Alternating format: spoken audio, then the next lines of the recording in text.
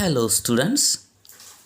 Now we are turning towards 1.3 and there is a very nice story which gives nice moral to all of us. Moral both. The title of the story is The Wild Boar and the Fox. Wild means living in a jungle. Boar, a wild pig. And the wild boar means एक जंगली डुक्कर. And the fox आणि कोल्हा. एक जंगली डुक्कर आणि कोल्हा. First, I will read the whole story in English. Then we will see the meaning of the story. So, listen carefully. The Wild Boar and the Fox.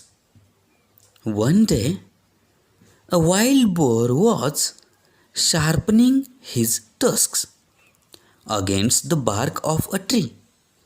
He was doing it very carefully.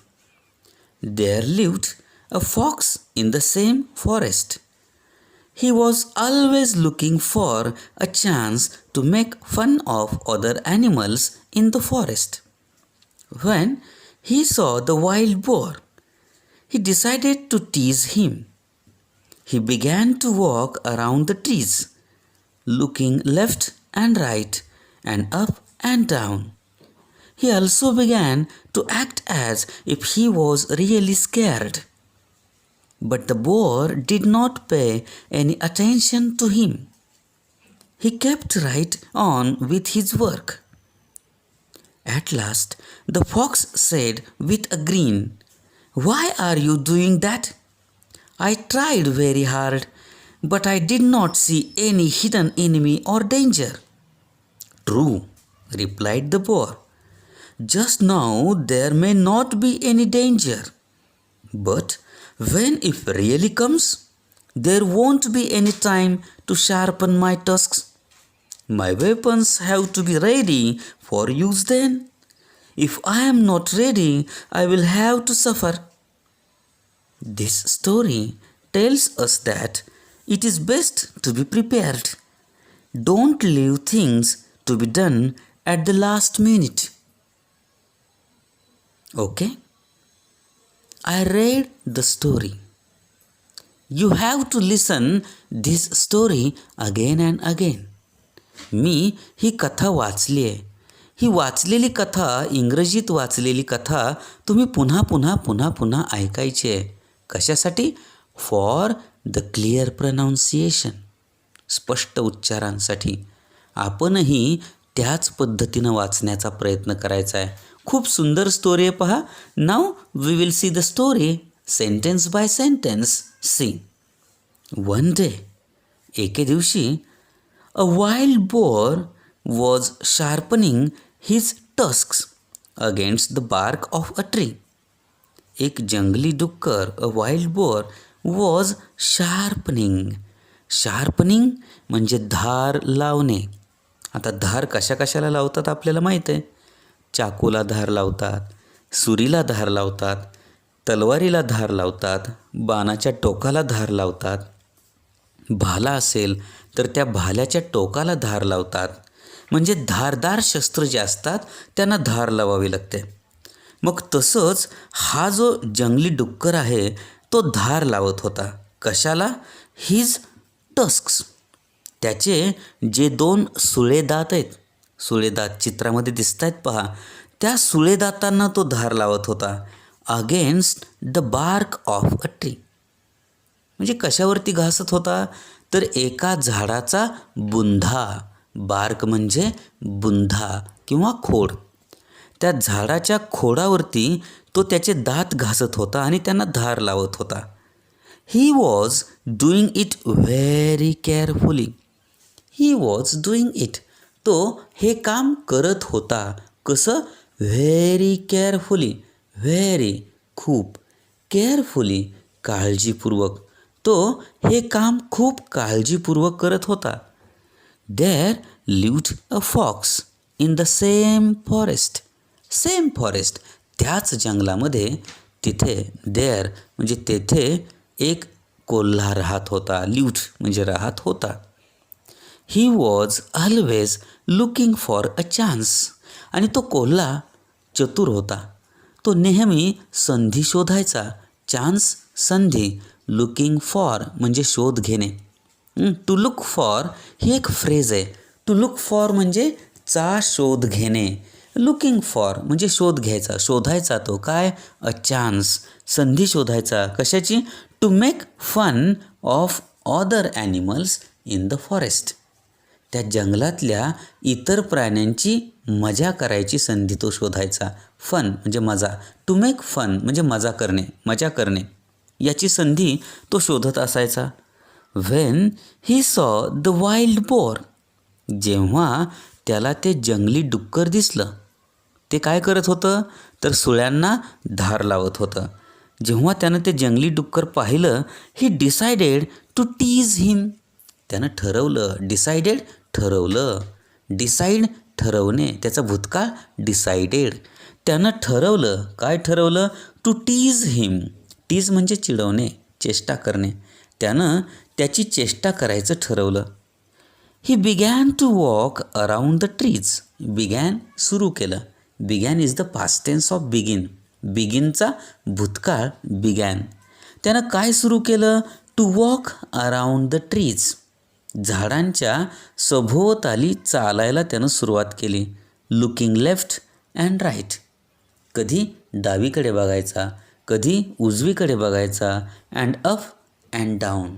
कधी वरती बघायचा तर कधी खाली बघायचा. He also began to act as if he was really scared. इतकंच नाही, त्यानं आणखीन काय सुरू केलं? अल्सो म्हणजे आणखीन किंवा सुद्धा. त्यानं आणखीन काय सुरू केलं पहा? Begin to act. ॲक्ट म्हणजे अभिनय करणे. अभिनय करायला सुरुवात केली. As if he was really scared. Scared म्हणजे घाबरला. रिअली खरोखर. त्यानं खरोखर घाबरल्यासारखं नाटक करायला सुरुवात केली, अभिनय करायला सुरुवात केली. But the boar did not pay any attention to him. परंतु त्या जंगली डुकरानं त्याच्याकडे कुठलंही लक्ष दिलं नाही, कारण तो केअरफुली त्याचं काम करत होता. काय? बट द बोअर परंतु त्या डुकराने did not pay any attention. Pay any attention लक्ष न देणे. त्यानं कुठलंही लक्ष दिलं नाही. To him. He kept right on with his work. He kept right on. त्यानं त्याचं काम चालू ठेवलं. राईट ऑन म्हणजे चालू ठेवणे. With his work. त्यानं त्याचं काम चालू ठेवलं.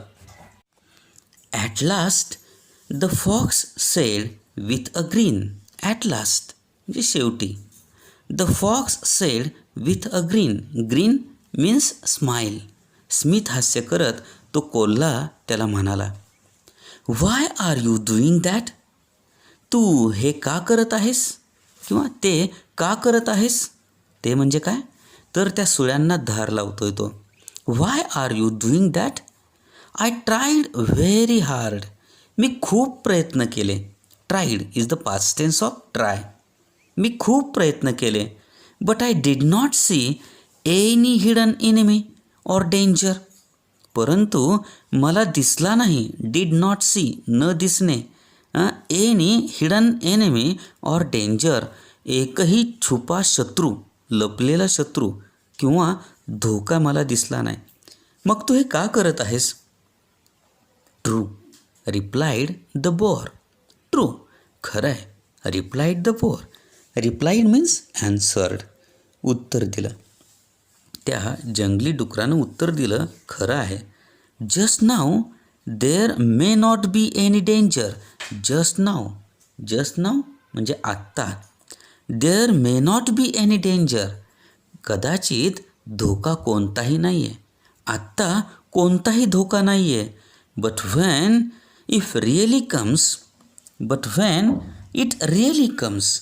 परंतु जेव्हा असा धोका खरोखरच येईल, there won't be any time to sharpen my tusks. There won't be any time. Won't म्हणजे विल नॉट. त्यावेळेस कुठलाच वेळ नसेल माझ्याकडं. एखादा धोका, एखादा शत्रू चालून आला तर माझ्याकडे वेळ नसेल. कशाला?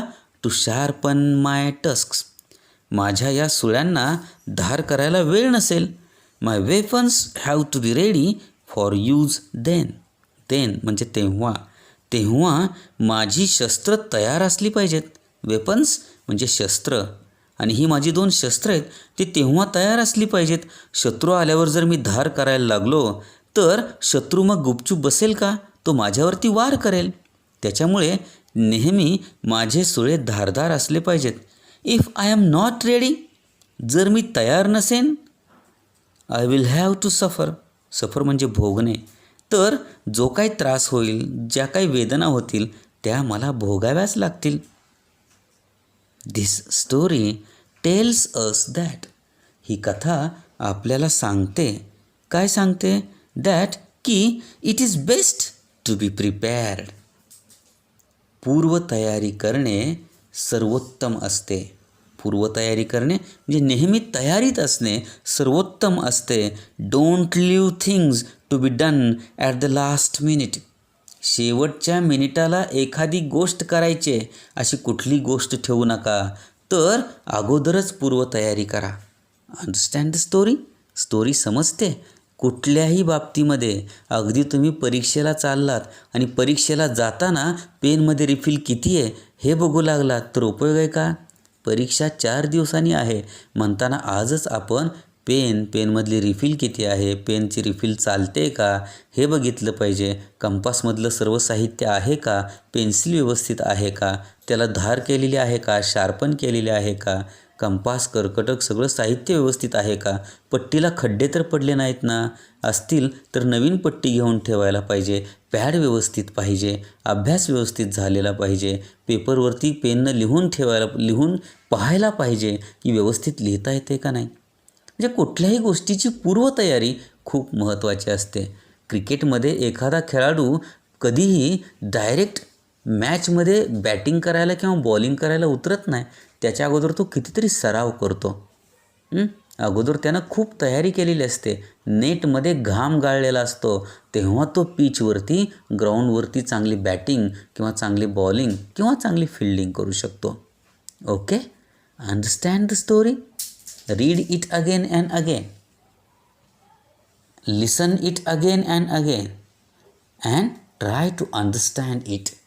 तुम्हाला नक्कीच ही स्टोरी समजेल. Have a nice day.